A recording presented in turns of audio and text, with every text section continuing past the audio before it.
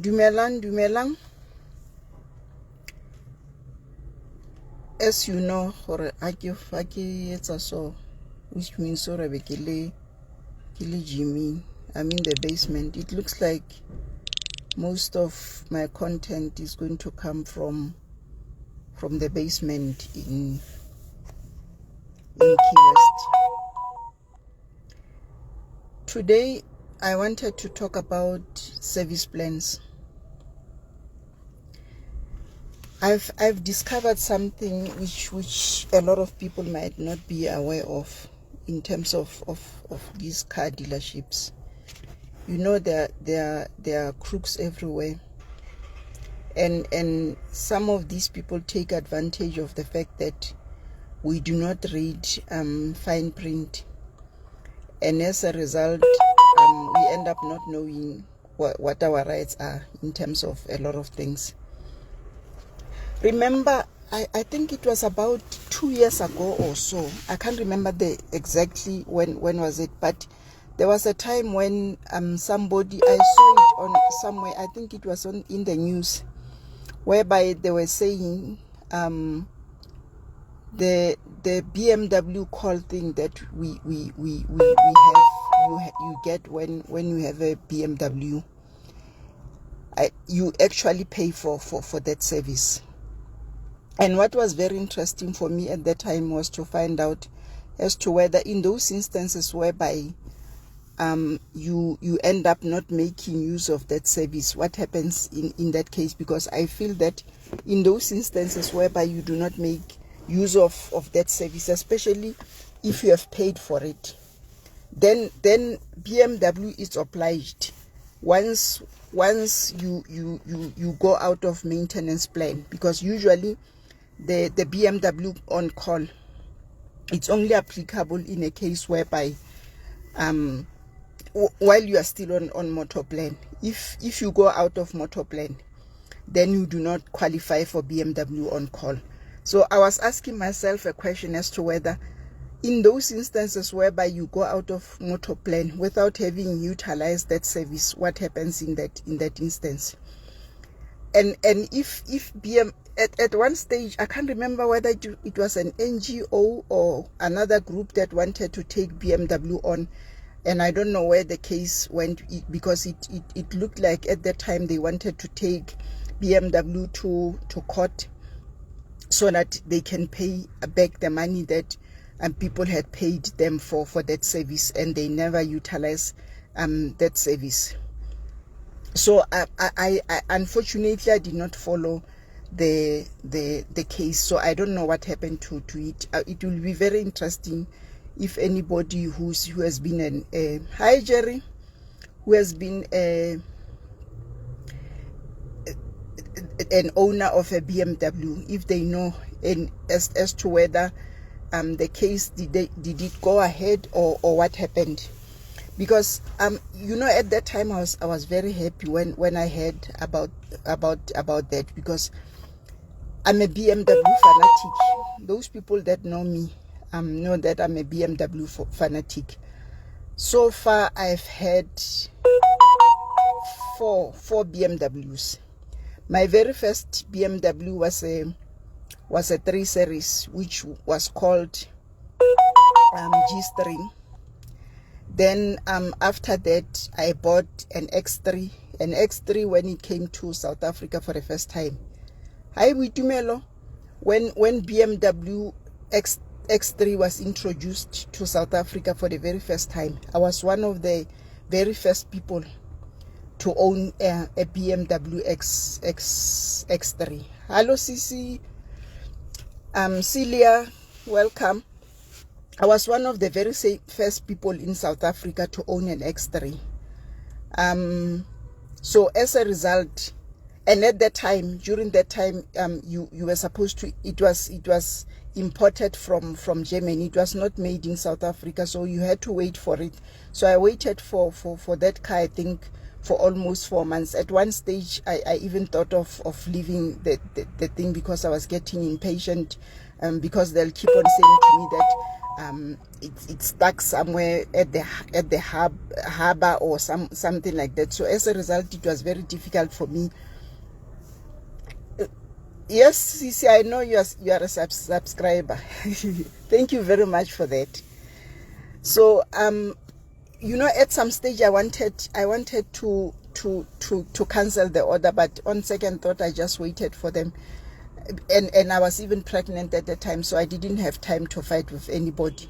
It was during the time when I was pregnant with Thabang, so as a result I didn't want to fight. Then I went on maternity in June. Thabang decided to show up prematurely in June, so as a result for the whole of June I couldn't fight with anybody because Thabang was sitting in a hospital. So for 15 days I had to do up and down between home and hospital checking up on Thabang. So as a result I didn't have time to fight with anybody. So by the time I think Thabang was about, because the car was delivered on the 20th of July, Thabang was born on the 10th, which was a month later after Thabang was born. So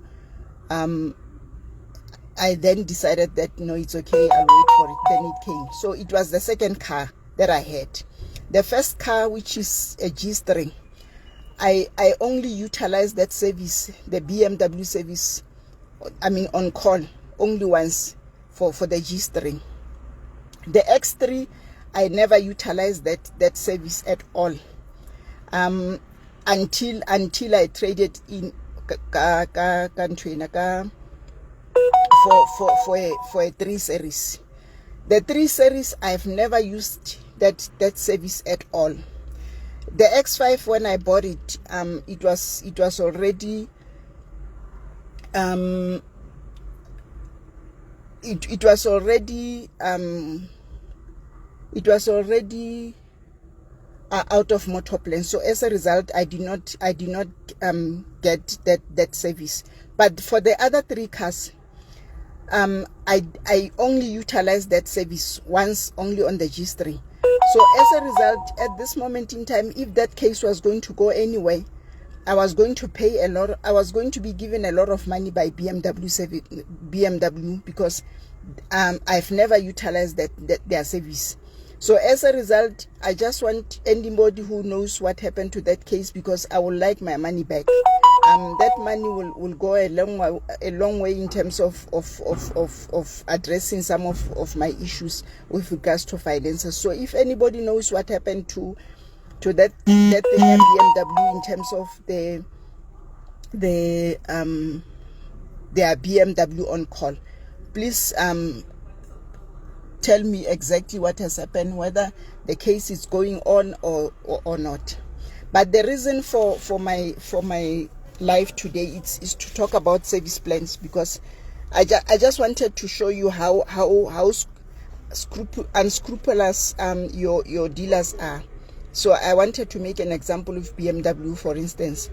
But overall, normally, even the service plan that I was talking about in relation to BMW, on top of the BMW on call, you also pay that service that you take your car at 20 for BMW is 20,000 kilometers. Most of the time I've driven a BMW, so I know most of my information in relation to cars, it's BMWs. I'm also driving a Corsa. The Corsa, I normally take it for service after 15,000 kilometers, but for the BMW it's 20,000 kilometers. So when all the other cars that I had, all the BMWs that I previously had, they went out of motor plan. So as a result, I utilized that service plan completely. But in terms of the X3, the X3, I did not drive it until for 5 years. I only drove it, I think, for 2 years. Then I realized that, I'm wasting my money. It's a lot of money that I'm paying for this car. So as a result, I took it back to BMW. I traded in, and then I I then bought a 3 Series.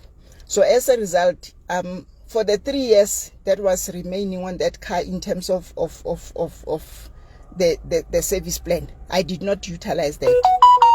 And BMW never refunded me my money in terms of that service plan. I just took my car in terms of the trading. What's even worse is that at that time, because I had balloon payment, I even had to pop out about 120,000 on top of trading in my car. So as a result, I lost on that vehicle. I'll talk about balloon payment just now. It reminded me of something. I think it's a tip that I want to give to people. So as a result, I recently found out that in actual fact, if you have a service plan and you don't utilize that service plan until because with service plan it's either they will say to you that it's 100,000 for, you know, my experience is based on BMW, so I don't know about any other brand model. So as a result, you know, my focus is going to be on BMW because that's the car that I know most about. With BMW, you get 100,000 kilometers or 5 years, depending on which one comes first. If you travel 100,000 kilometers before the 5 years, then your service plan will come to an end.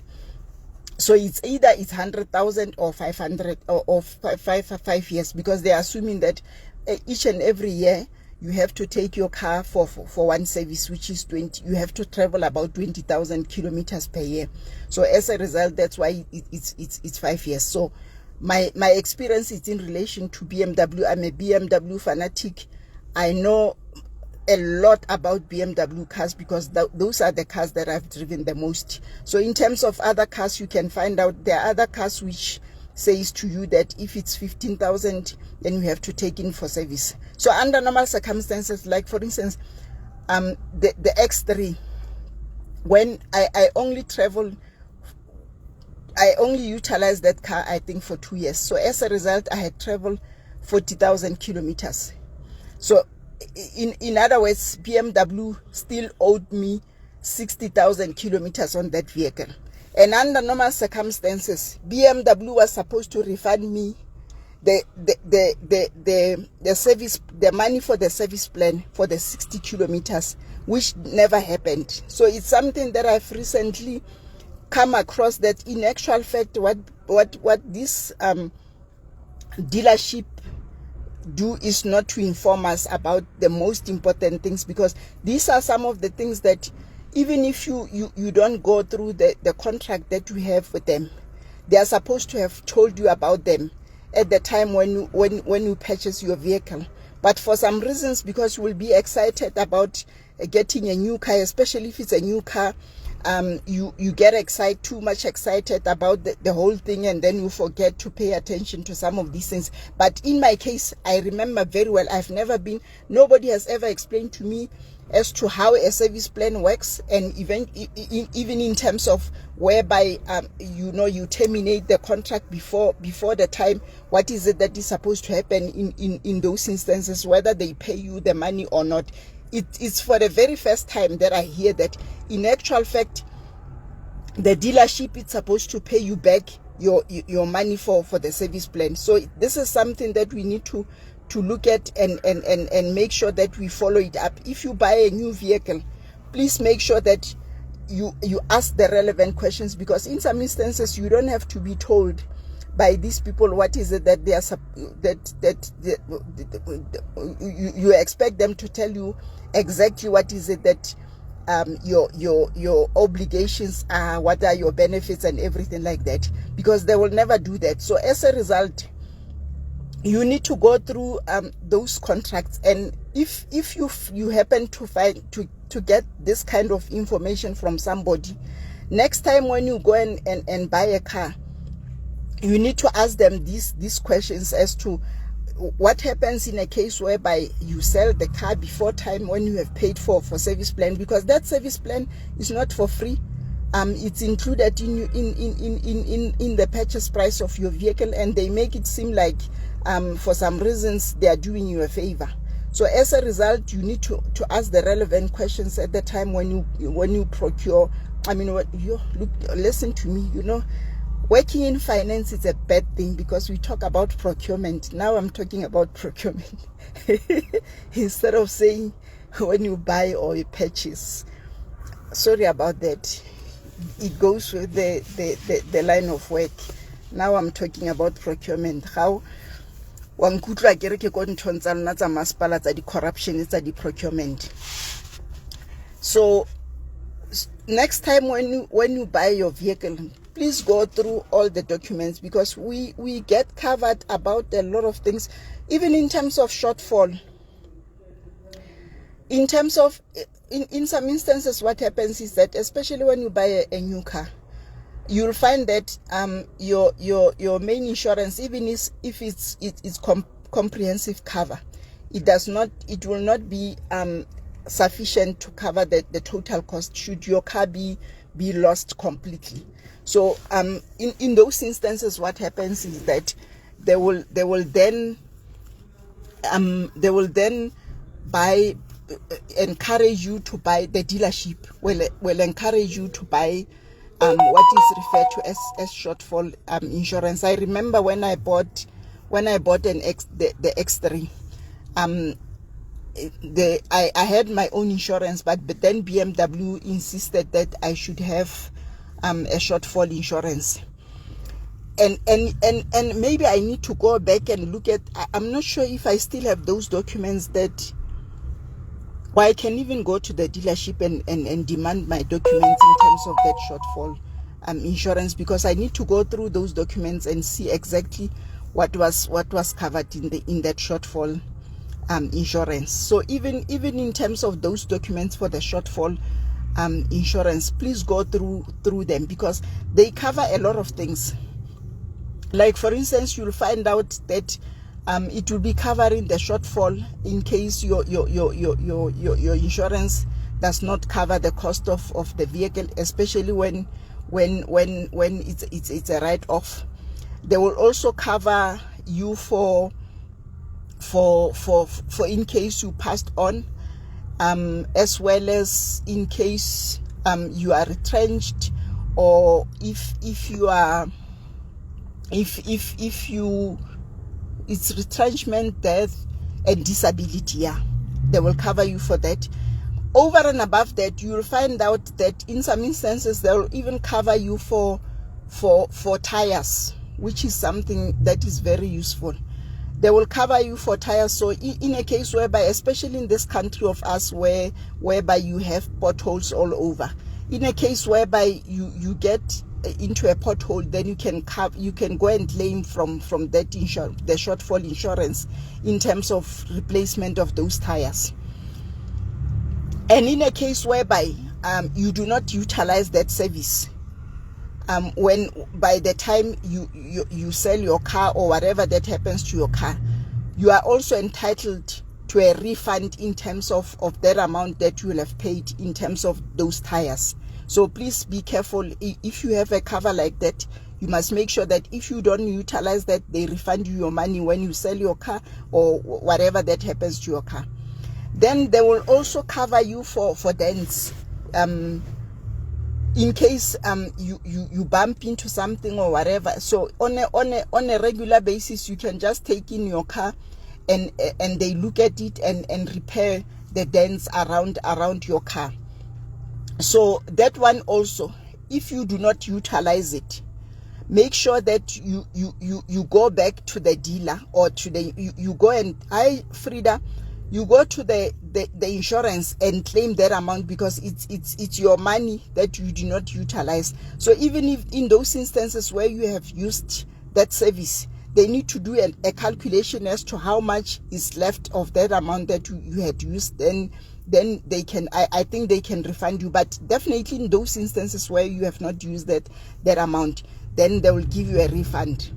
So these are some of the things that I wanted to bring to attention, because when you take out these insurances, the dealership as well as some of these insurance companies do not explain properly. And also us as people, what we normally do is to just browse through the documents. We don't go through the documents thoroughly and read through them and see exactly what is covered in those documents. So it's very, very important that each and every time when you get documents, I know sometimes we just assume that everything is okay. And even in terms of how people, hi Ivy, how people, your dealership and the insurance company will explain to you, you will think that everything has been covered, only to find that, you know, that there's so much information in those documents that you can go through them and see what is it that you are entitled to.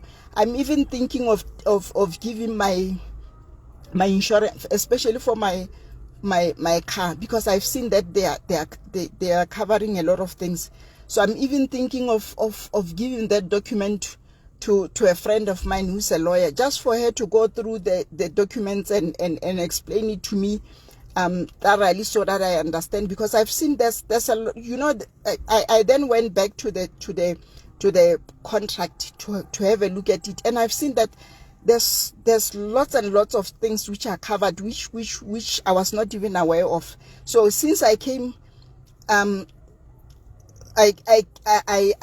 realized some of these things. I went back to some of my contracts to just look at them and see what is it that is covered. And I've seen that there's a lot of information. So you just need, maybe in some instances I will just call, if I can't get hold of this lady that I'm talking about, because she's now acting as the magistrate, so she may not be available, because she has been doing me a favor by looking at my things without charging me anything. So as a result, maybe I'll just phone the insurance and ask them about each and every item that I see on their contract, because it's very, very important that you need to look at these contracts and read them thoroughly, so that you understand exactly what is it that is covered, and you become even wiser, so that in future, if you deal with another insurance company or another dealership, then you know exactly what is it that it's required in terms of that. You know, there are so many things that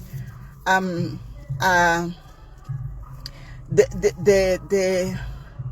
dealership, the banks, and everybody else are taking advantage of, because we do not read. So it's very important that we, going forward, we need to read all the documents that we get. There's no time for us to be lazy to read. We have gone to school, and there's a reason for that. Why we went to school, because we are supposed to read the documents. So I just wanted to share that information with you in terms of service plans, so that you become wiser. I've become wiser over the past couple of weeks. So I wanted to share this information with you, so that you know, and we stop this abuse by dealership, insurance companies, and everybody else who's taking advantage of our ignorance.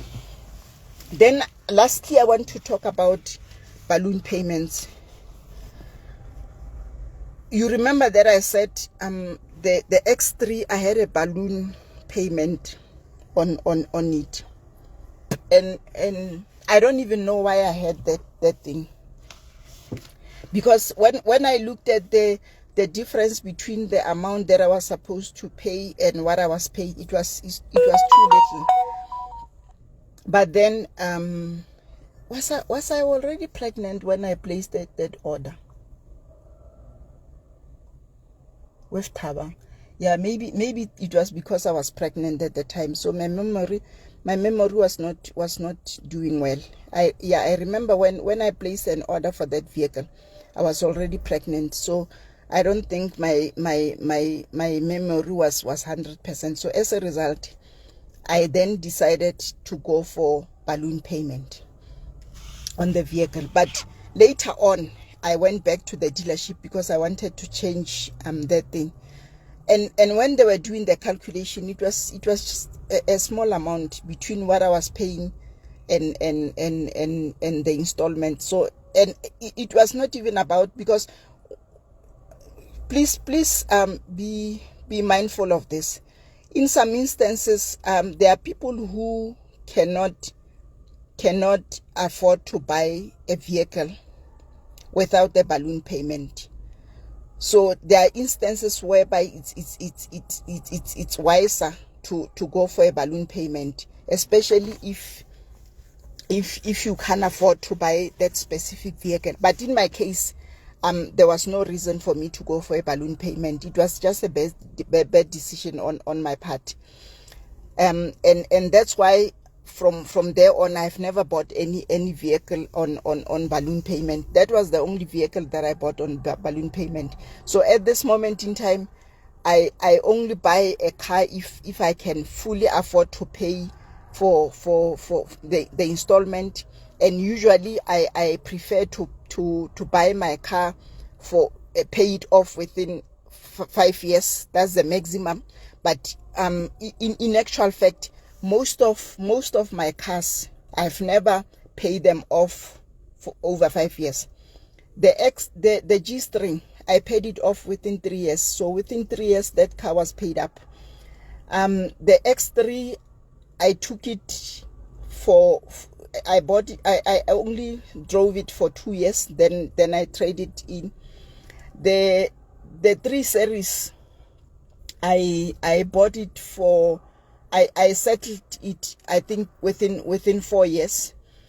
And then Corsa, I settled Corsa within 2 years. And Corsa and I bought the Corsa and the X3 almost at the same time, because I bought an X3 in 2005 and the Corsa in 2006. So by 2008, the Corsa was settled already.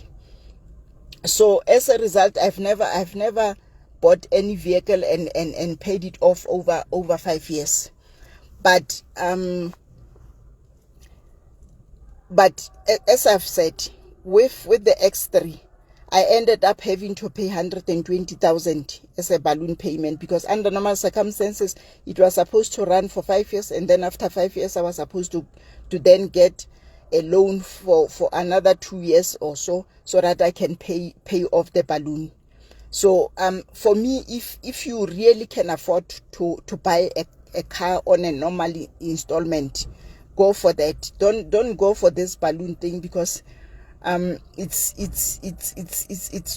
just for me, it's just too much. And you know, the sad part is that if you have to sell that car before the time, then you'll have to pop out that money from your pocket, like I did.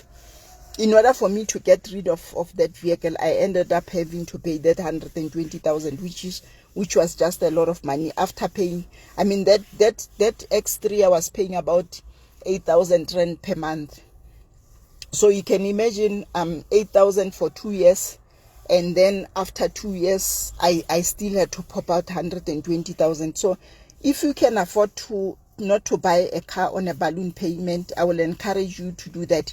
And please ask them to do the calculations for you, especially if you can afford. Ask them to do a calculations for you without and with balloon payments, and you will see that the difference between the two is not that much. So as a result, in some instances, if you can squeeze in that amount that you are supposed to have used as a balloon payment, rather pay the full installment, and then you know that after 5 years you no longer have that debt. Or if you have to sell that vehicle before time, then you are not going to waste any money unnecessarily. So and that's it in terms of my tips.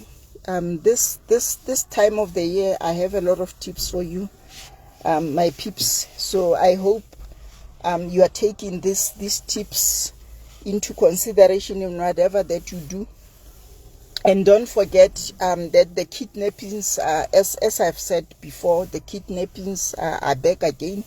There's a mall not far from where I'm staying, called Valley View. It's a new mall. I don't think it's 5 years old, but it was built while I was in Krugersdorp. I'm an old resident of Krugersdorp. It was built while I'm here. So as a result, it's not far from where I am. I know exactly where it is. I normally go there for shopping sometimes. there's a lady who was nearly kidnapped. I think it's yesterday. And at Valley View. So she was just fortunate because he realized at some stage that, you know, these people wanted to kidnap her.